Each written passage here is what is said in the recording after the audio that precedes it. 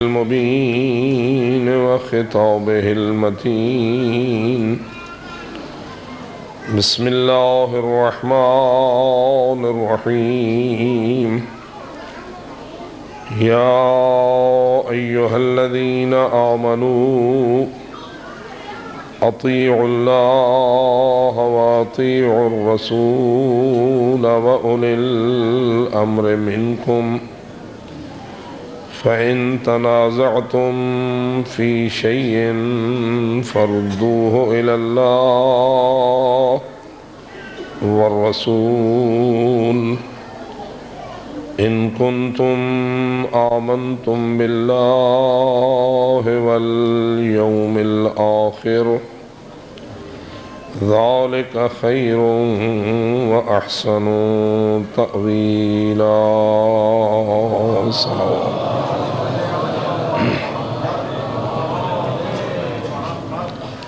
نعرہ تکبیر،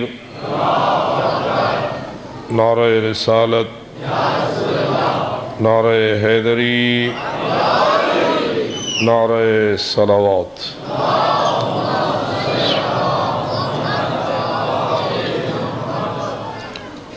رب کائنات محمد و اہل بیت محمد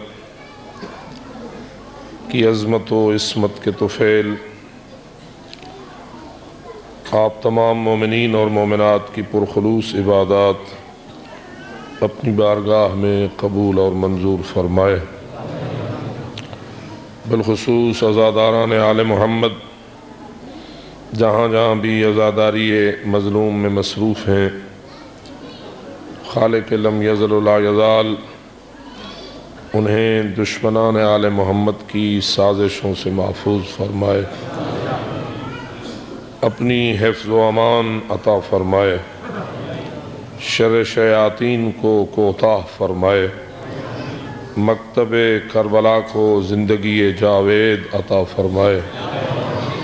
جن لوگوں نے اس مقدس سنت کی بنیاد رکھی اور آج یہ بہترین وراثت ان کی محنتوں اور قربانیوں کے صدقے ہمارے پاس پہنچی ہے، رب العزت ہمارے ان اسلاف کو جوار رحمت عطا فرمائے، ان کے درجات آخرت بلند فرمائے، ان کی لاحت کو نور ولایت سے منور فرمائے، جنت کے بلند درجات انہیں نصیب فرمائے اور عذاب آخرت سے انہیں مکمل طور پر محفوظ رکھے. ہمیں اور ہماری نسلوں کو اس عظیم سلسلہ عزاداری کو ترقی دینے، محفوظ رکھنے اور ہر لحاظ سے بہترین بنانے کی اسے توفیق نصیب فرمائے. اپنی ان دعاؤں کی قبولیت کے لیے، حاجت مندان کی حاجات کی برابری کے لیے بآواز بلند صلوات.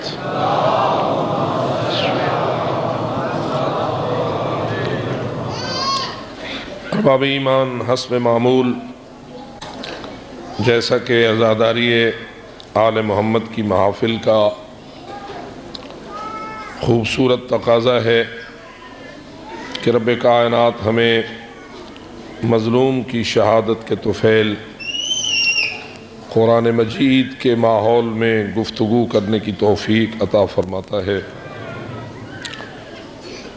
اور بظاہر حق یہی ہے کہ اس سے بڑھ کر اور کوئی نعمت نہیں ہے کہ ناطق قرآن کے فرامین کے سائے تلے انسان قرآن صامت کو سمجھنے کی توفیق پائے. ہماری زندگی کا وہ لمحہ جو اس مصروفیت میں بسر ہو، یقیناً دنیا کی لمبی زندگیاں بھی اس ایک لمحے کے مقابلے میں کچھ بھی نہیں ہیں جو لمحہ قرآن صامت اور قرآن ناطق کے سائے تلے گزر جائے. لوگ اللہ سے لمبی زندگی مانگتے ہیں اور یقیناً طول عمر کی دعا معصومین علیہم الصلاۃ والسلام کی تعلیمات اور ان کی ہدایات میں بھی موجود ہے، لیکن یہ بات بھی قابل غور ہے کہ آیا جو دعا انسان اپنے اللہ سے مانگتا ہے اس دعا کا کوئی فلسفہ، اس دعا کی کوئی حکمت بھی ہوتی ہے یا نہیں، یا انسان فقط الفاظ کی شکل میں اپنی درخواستیں درگاہ الہی میں دہراتا رہے اور اسے معلوم نہ ہو کہ میں کیا مانگ رہا ہوں اور جو کچھ مانگ رہا ہوں وہ کیوں مانگ رہا ہوں۔ یقیناً ہم سب اللہ سے یہ دعائیں مانگتے ہیں کہ اے اللہ ہمیں لمبی عمر عطا فرما۔ جو جو مانگتا ہے وہ ذرا صلوات پڑھ لے۔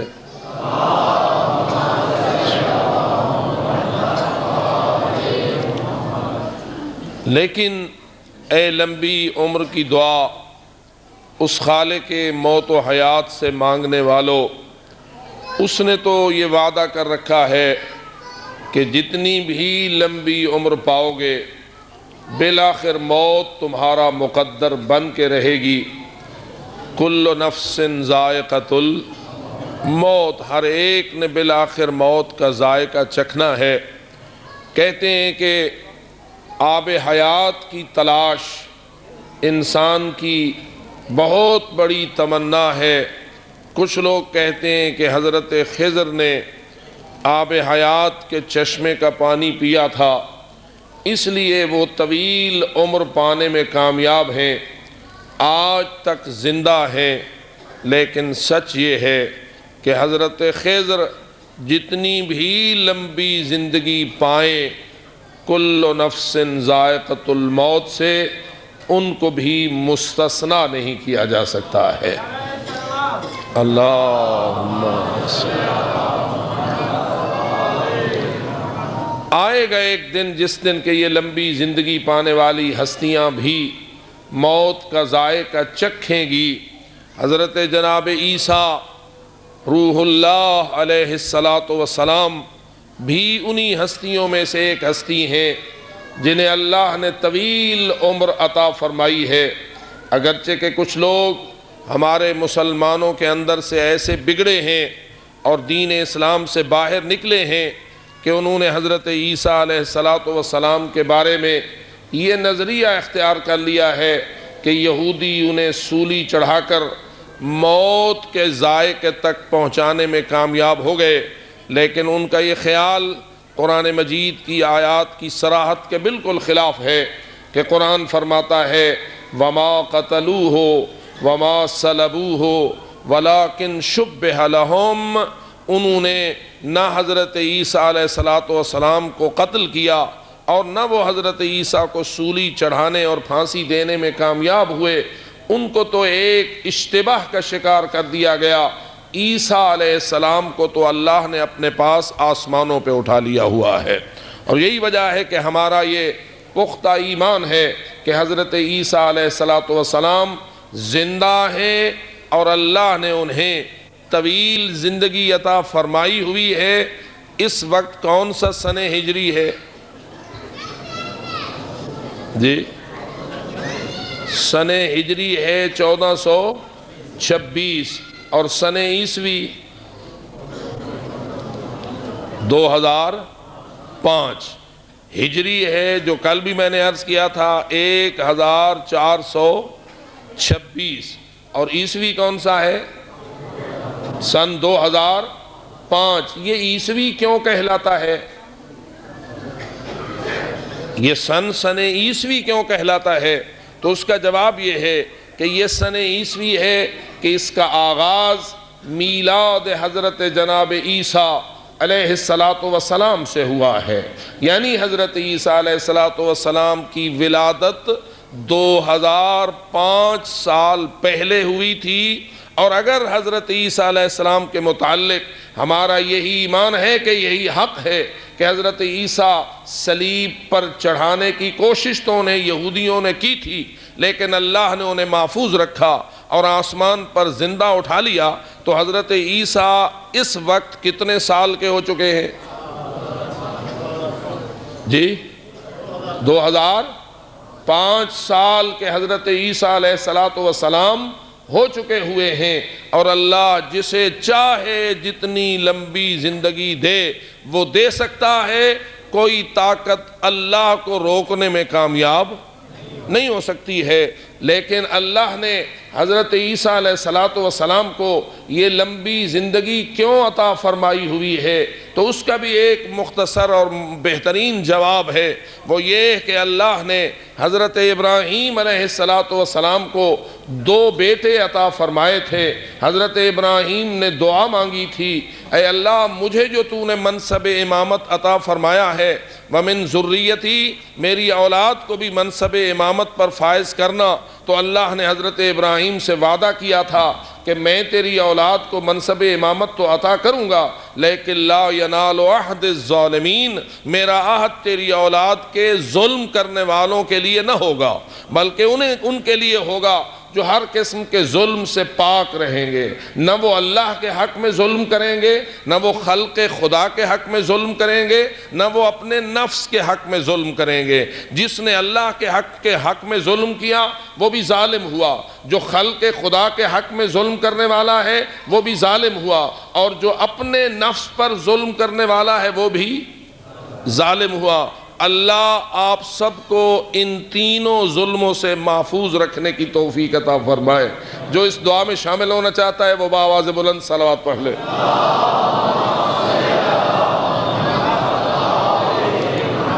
اور اس کا مختصر تذکرہ خلاصہ یہ ہے کہ گناہ کسی قسم کا بھی ہو وہ ظلم ہے۔ گناہ خواہ کبیرہ ہو اور خواہ صغیرہ ہو، وہ کیا ہوتا ہے؟ ظلم ہوتا ہے۔ یا وہ اپنے اللہ کے حق میں ظلم بن جاتا ہے، یا وہ اللہ کی مخلوق کے حق میں ظلم بن جاتا ہے، اور یا وہ اپنے نفس پر ظلم بن جاتا ہے۔ اگر کوئی کسی بھی قسم کا گناہ کرے، اگر اللہ کا نافرمان ہے تو بھی وہ اللہ کے حق میں ظالم ہے۔ اگر وہ مخلوق خدا کا حق چھین رہا ہے اور اس کو نقصان پہنچا رہا ہے، چوری کر رہا ہے، قتل کر رہا ہے، یا اس قسم کا کوئی اور جرم کر رہا ہے تو بھی وہ ظالم ہے۔ اور اگر اس نے کسی کا کوئی نقصان نہیں کیا، فقط اپنا ہی نقصان کیا ہے کہ اس گناہ کے نتیجے میں وہ اللہ کی درگاہ سے سزائے آخرت کا حقدار ہو گیا ہے، تو بھی اس نے اپنے نفس پر ظلم کیا ہے۔ اور آپ سے یہ پوچھنا چاہیے، دنیا کا نقصان بڑا ہوتا ہے یا آخرت کا؟ جی، دنیا کا نقصان انسان کرے اپنے لیے یہ بڑا نقصان ہے، یا آخرت کا نقصان کرے وہ بڑا نقصان ہے؟ اور واضح ہے کہ جو آخرت کی سزا کا حقدار ہونے والا عمل کرتا ہے وہ اپنا سب سے بڑا نقصان کرتا ہے، اور جو اپنا نقصان کرتا ہے وہ ظلم کرتا ہے۔ حضرت ابراہیم کو اللہ نے کہا تھا تیری اولاد میں سے جو ظالم ہوگا وہ کبھی امامت کا حقدار نہ ہوگا، یعنی جو گناہ سے پاک ہوگا وہی امامت کا حقدار ہوگا، اور جو گناہ سے پاک ہوتا ہے اسی کو اصطلاح اسلام میں معصوم کے نام سے یاد کیا جاتا ہے، اسی کو ہم معصوم کہتے ہیں۔ اور یہی وجہ ہے کہ یہی آیت کریمہ لا ینال عہد الظالمین کے ساتھ ثابت کر رہی ہے کہ منصب امامت اسی کو ملتا ہے جو معصوم ہوتا ہے۔ جو معصوم نہیں ہو سکتا وہ کبھی بھی منصب امامت کا حقدار نہیں ہو سکتا۔ اور جو بتوں کی پرستش کرے، جو بت پرستی میں مصروف رہے، تو بتائیے اس نے ظلم کیا یا نہیں؟ ان الشرک لظلم عظیم، قرآن کہتا ہے کہ شرک سب سے بڑا ظلم ہے۔ اب آپ فرمائیے کتنے عرصے تک اگر کوئی بت پرستی کرے تو ظلم کرے گا؟ جی، کتنے عرصے تک وہ بت پرستی کرتا رہے تو ظلم بنے گا؟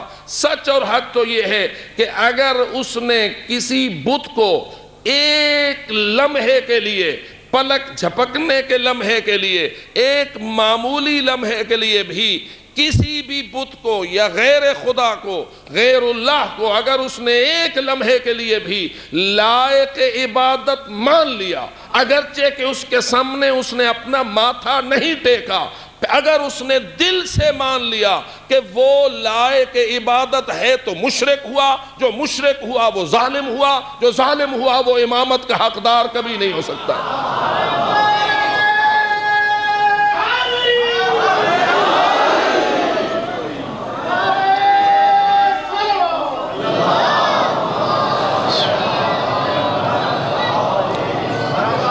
اللہ نے حضرت ابراہیم علیہ السلام کی دعا کو قبول کیا۔ حضرت ابراہیم کو دو بیٹے ان کے بڑھاپے میں عطا فرمائے تھے، ایک حضرت اسماعیل اور دوسرے حضرت اسحاق۔ اللہ نے حضرت اسحاق کی ذریت میں بھی سلسلہ نبوت اور رسالت جاری کیا۔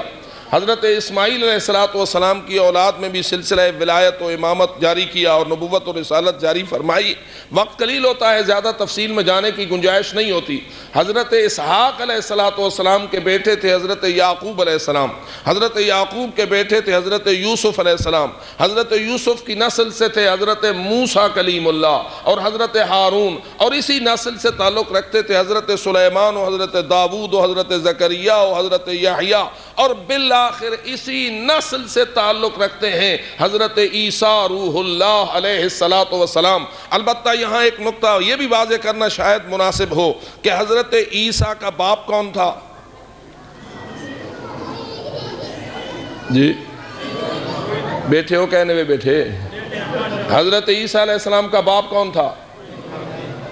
اللہ نے حضرت عیسیٰ علیہ السلام کو بغیر باپ کے پیدا کیا تھا۔ حضرت عیسیٰ کی ماں تھی یا نہیں؟ کون؟ حضرت مریم سلام اللہ علیہا۔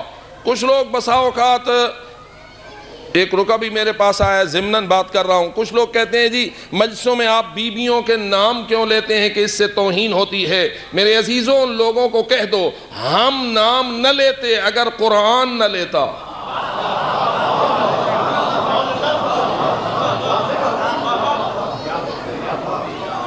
قرآن مجید نے تو ایک سورت کا نام حضرت مریم رکھ دیا۔ اس لیے اتنے پریشان نہ ہوا کرو۔ ہاں توہین سے نام لینا گناہ نہیں، کفر بھی ہے۔ اگر کوئی شخص اہانت آمیز انداز سے نام لے، ہتک کرتے ہوئے نام لے، توہین کرتے ہوئے نام لے، تو یہ نام لینا اس ہتک کرنے کے مترادف ہوگا، اور ہتک کرنا معصوم کی، ہتک کرنا ان ہستیوں کی کہ جن ہستیوں کے صدقے دین زندہ ہے، جن ہستیوں کے صدقے ایمان زندہ ہے، جن ہستیوں کی خدمات کے طفیل ساری کائنات میں نور ایمان کی روشنی موجود ہے، اگر کوئی ان کی ہتک کرتا ہے تو وہ یقیناً دین سے خارج ہے۔ لیکن نام لینا عزت کے ساتھ، اسی میں تو ایمان ہے۔ اور اسی لیے حضرت مریم کو اللہ نے عیسیٰ علیہ السلام جیسا فرزند عطا فرمایا۔ لیکن جو نقطہ میں آپ کی خدمت میں عرض کرنا چاہ رہا تھا کہ ایک دن حضرت جناب موسیٰ بن جعفر امام موسیٰ کاظم علیہ السلام بیٹھے تھے ہارون الرشید کے دربار میں، اور کسی شخص نے آ کر امام کی خدمت میں کہا السلام علیک یا ابن رسول اللہ۔ آپ بھی ہمیشہ یہ زیارت پڑھتے ہیں یا نہیں؟ جس بھی کسی معصوم کا تذکرہ آپ کرتے ہیں اس کا نام یا ابن رسول اللہ کے الفاظ سے آپ یاد کرتے ہیں، سوائے حضرت جناب امیر المومنین علی ابن ابی طالب علیہ السلام کے، کہ حضرت امیر المومنین کو تو کہا جاتا ہے السلام علیک یا اخا رسول اللہ، السلام علیک یا نفس رسول اللہ، اے رسول کے بھائی آپ پہ سلام، اے نفس رسول آپ پہ سلام۔ لیکن حضرت امیر المومنین کے بعد جتنے بھی ائمہ ہیں، حضرت امام حسن مجتبی علیہ السلام سے لے کر حضرت امام مہدی برحق عجل اللہ تعالی فرجہ الشریف تک، ان تمام ہستیوں کو السلام علیک یا ابن رسول اللہ کے الفاظ سے تعبیر کرنا، یہ ہمارا اس پر ایمان ہے، اور ہم اس پر فخر کرتے ہیں کہ ہم ہزاروں میل دور ہوں، لاکھوں میل دور ہوں، سینکڑوں سال بعد آئیں، ہزاروں سال بعد آئیں، پھر بھی رب نے ہمیں یہ توفیق دی ہے کہ جو ہزاروں سال پہلے اس زمین پر جیتے تھے، جو لاکھوں میل دور ہم سے ان کی تربت مقدسہ ہے، ہمیں اللہ نے یہ شرف دیا ہے کہ ہم دور رہ کر ان پہ سلام بھیجتے ہیں، ان تک ہمارا سلام پہنچتا بھی ہے۔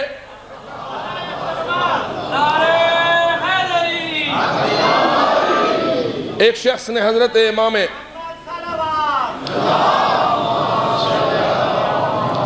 حضرت امام موسیٰ کاظم علیہ السلام کی خدمت میں ان الفاظ سے سلام عرض کیا، السلام علیکہ یا ابن رسول اللہ۔ آپ نے انہیں سلام کا جواب دیا۔ ہارون پاس بیٹھا ہوا تھا، اس کو یہ بات اچھی نہ لگی اور اس نے امام کو خطاب کر کے کہا، آپ کو اس نے ابن رسول کہا ہے، آپ کو اس نے فرزند رسول کہا ہے، حالانکہ رسول کا تو کوئی بیٹا نہ تھا،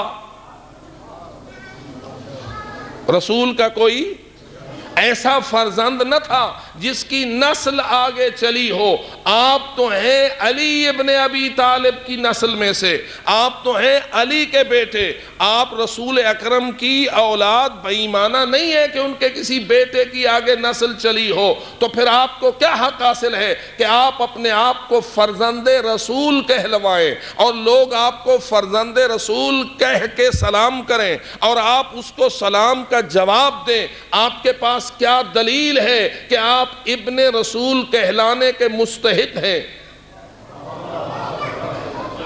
توجہ رہے، زمانہ کہاں سے کہاں پہنچتا ہے، حالات کہاں سے کہاں پہنچتے ہیں۔ جب حکومتیں وجود میں آتی ہیں اور حکومتوں پر فائز لوگ اپنے اپنے خیالات کے مالک ہوتے ہیں تو پھر ان کی مرضی یہ ہوتی ہے اور ان کی کوشش یہ ہوتی ہے کہ ہمارے نظریات ہماری رعایا میں پھیلیں اور لوگ ہمارے معتقدات کے مطابق عقائد کو اختیار کریں، اور یہ زمانہ ہمیشہ اسی طرح رہا ہے۔ لیکن کس قدر معجزہ ہے اے آل محمد تمہارا کہ ہمیں دشمن تمہارے برسر اقتدار رہے لیکن تمہارے نظریات و تعلیمات ایسے آگے بڑھے جیسے سورج کی کرنیں آگے بڑھتی رہتی ہیں۔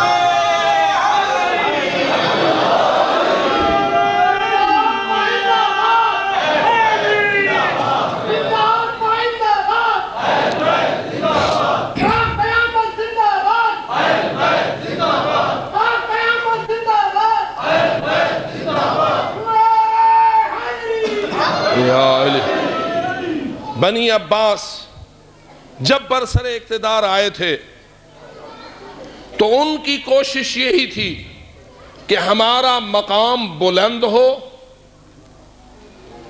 اولاد علی کا مقام پست ہو، تاکہ ہماری حکومت کو جائز مانا جائے اور آل علی کو حقدار حکومت تسلیم نہ کیا جائے۔ سیاسی مقاصد لوگوں کے ہمیشہ اس قسم کے رہتے ہیں، اور اسی لیے آپ کو عزاداری امام مظلوم کی محافل سے دور نہ رہنا چاہیے، امام حسین علیہ السلام کے تذکروں سے دور نہ رہنا چاہیے، اور اس کو فقط رسم بھی نہیں بنانا چاہیے، اور پڑھنے والوں کو بھی اپنے مقام پر اس امر کی ذمہ داری کو نبھانا چاہیے کہ دور حاضر میں کوئی کیا کہہ رہا ہے اور حسینیت میں اس کا دفاع کیسے کیا جا سکتا ہے۔ یاد رکھ میرے عزیز مہربان، اس پاکستان میں بھی اور دیگر دنیا کے تمام ملکوں میں کہیں مشکل سے کوئی حکومت تجھے ایسی ملے گی جو برحق حکومت ہو۔ اکثر ناحق حکمران ہیں، اور ناحق حکمرانوں کی سازشوں میں سے ایک سازش یہ ہوا کرتی ہے کہ وہ اپنے غلط خیالات و معتقدات و نظریات کو اپنے عوام میں مروج کرنے کی کوشش کرتے رہتے ہیں۔ اور ویسے بھی ایک مشہور جملہ ہے کہ الناس علی دین ملوکہم، لوگ اسی دین کو اختیار کرتے ہیں جو ان کے شاہوں کا ہوتا ہے، جو ان کے برسر اقتدار طبقے کا ہوا کرتا ہے۔ لوگ اپنے اپنے خیالات کو پھیلانا اور اس کے لیے اپنے تمام وسائل حکمرانی کو اختیار کرنا، اس کے لیے اکثر کوشش کرتے رہتے ہیں۔ آج تو صورتحال جب ایسی بنی ہے کہ دنیا یک قطبی ہو گئی ہوئی ہے اور ایک سپر پاور پورے ورلڈ کے اوپر اپنی قوت و طاقت سائنسی اور دیگر تمام شیطانی وسائل کے ساتھ آ گئی ہے برسر اقتدار، تو اس منحوس شیطانی قوت کا بھی یہی ارادہ چل رہا ہے کہ پوری دنیا میں میرا کلچر چلے، پوری دنیا میں میرے نظریات چلیں، پورا عالم میرے خیالات کا معتقد ہو جائے، پوری دنیا پر ہمارا ایسا ٹہکا بیٹھ جائے کہ جس کو ہم حق سمجھیں وہ حق کہا جائے اور جس کو ہم ناحق سمجھیں اس کو ناحق سمجھا جائے۔ لیکن ان بدبختوں کو پتہ نہیں ہے کتنے فرعون آتے رہے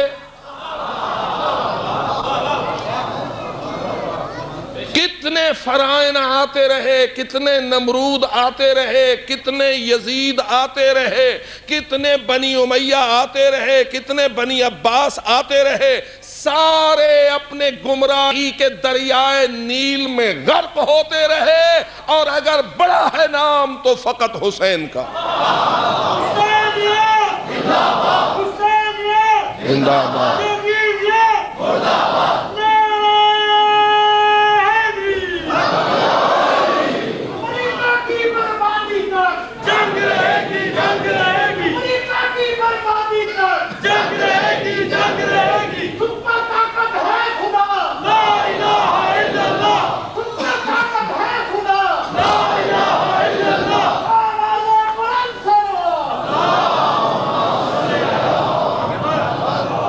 یہ بات معمولی نہیں ہے کہ ہارون الرشید حضرت امام موسیٰ کاظم علیہ السلام کے سامنے بیٹھا ہوا یہ کہہ رہا ہے کہ آپ اپنے آپ کو ابن الرسول کیوں کہلاتے ہیں۔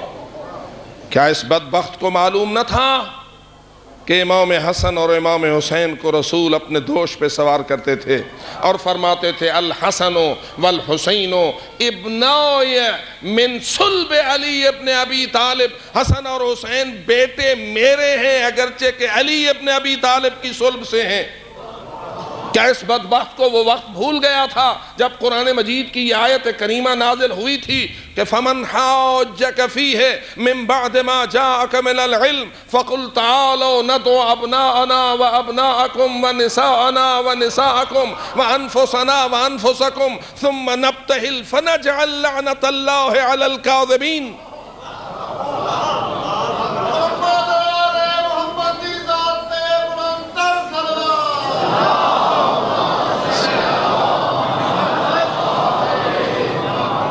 جب یہی عیسائی حضرت جناب رسالت مآب صلی اللہ علیہ وآلہ وسلم کے ساتھ مناظرہ کرنے کے لیے آئے تھے، اور اس وقت گفتگو اس بات پر رسول اور ان عیسائی پادریوں اور ان کے سارے بڑوں کے درمیان ہو رہی تھی، ایک طرف سید الرسل تھے، ان کا نظریہ اور عقیدہ یہ تھا اور ان کا فرمان یہ تھا کہ عیسیٰ رسول اللہ ہے، عیسیٰ کلمت اللہ ہے، عیسیٰ نبی اللہ ہے، عیسیٰ روح اللہ ہے، لیکن عیسیٰ ابن اللہ نہیں ہے۔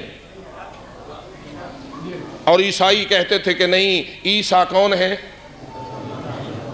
اللہ کے بیٹے ہیں۔ کیوں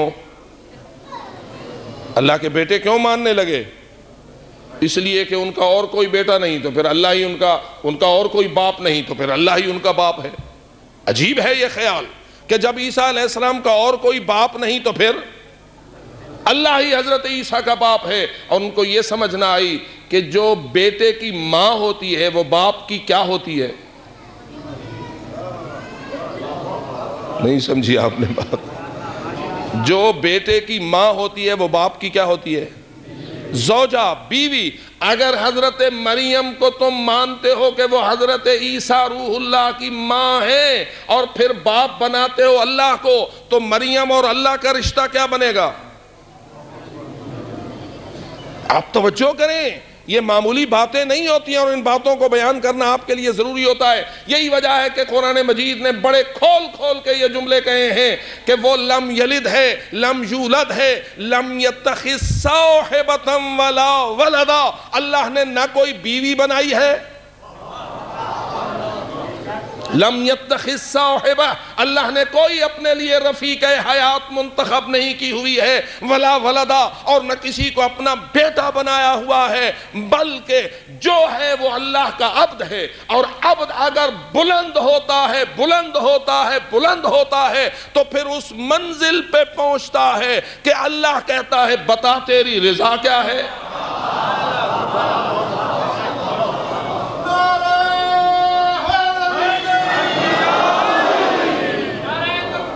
اللہ اکبر، نعرہ خمینی، نعرہ حسینی، مردہ آباد امریکہ، مردہ آباد روسیہ، مردہ آباد اسرائیلیہ، نعرہ صلوات۔ اللہم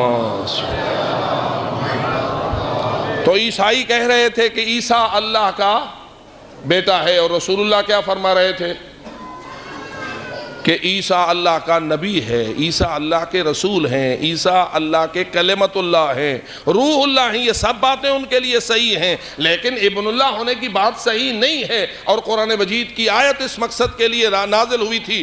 آپ سب لوگوں کی وضاحت کے لیے عرض ہے کہ قرآن نے کہا کہ ان کو کہو ان مثل عیسیٰ عند اللہ کمثل آدم خلقہ من تراب ثم قال له کن فیکون۔ عیسیٰ علیہ السلام کی مثال لینا ہے تو اللہ کے نزدیک عیسیٰ کی مثال حضرت آدم کی مثال ہے کہ اللہ نے حضرت آدم کو مٹی سے پیدا کیا، نہ آدم کا کوئی باپ نہ آدم علیہ السلام کی کوئی ماں، اللہ نے خلقہ من تراب، اسے مٹی اور خاک سے خلق فرمایا تھا، ثم قال له کن، پھر فرمایا اے مٹی بن جا آدم، فیکون، تو وہ مٹی یا تو مٹی تھی اور یا اللہ کا حکم کن ہوا تو وہ مٹی گوشت و پوست کا ایک انسان بناؤ میں حضرت آدم وجود میں آ گیا۔ اور اللہ کا رسول بطور استدلال عیسائیوں کے سامنے یہ چیز پیش کر رہے تھے کہ اگر عیسیٰ علیہ السلام کا کوئی باپ نہ تھا اور تم کہتے ہو کہ وہ اللہ کا بیٹا ہے، تو جس کا باپ نہ ہو وہ اللہ کا اگر بیٹا ہے تو جس کا نہ باپ ہو اور نہ ماں، اس کو پھر کیسے تم اللہ کا بیٹا نہیں کہتے ہو؟ اگر کہنا ہے تو پھر آدم کو بھی اللہ کا بیٹا کہو، اگر کہنا ہے تو حضرت حوا کو بھی اللہ کی بیٹی کہو، لیکن نہ کوئی اللہ کا بیٹا ہے نہ کوئی اللہ کی بیٹی ہے، بلکہ کہو قل هو اللہ احد اللہ الصمد لم یلد ولم یولد ولم یکن لہ کفوا احد۔ یہ بہترین اور واضح دلائل تھے جس کے بعد عیسائیوں کو جھک جانا چاہیے تھا اور اس دلیل کے سامنے سر تسلیم خم کر کے اپنے نظریات باطلہ پہ خط تنسیق پھینکتے اور آ کر رسول اکرم کے قدموں میں گر جاتے، آپ کا کلمہ پڑھتے، مسلمان ہوتے، لیکن ضدی ضد کر گئے، توجہ رہے، ہٹ دھرم ہو گئے، اور جب ہٹ دھرم ہوئے تو آیت نازل ہوئی فمن حاجک فیہ من بعد ما جاءک من العلم۔ جب علم کے پختہ دلائل اور مضبوط براہین سے حق ثابت ہو چکا ہے، لیکن اس کے بعد اگر کوئی اے میرے محمد تیرے ساتھ حجت بازیاں کرتا ہے اور تیری بات کے سامنے سر تسلیم خم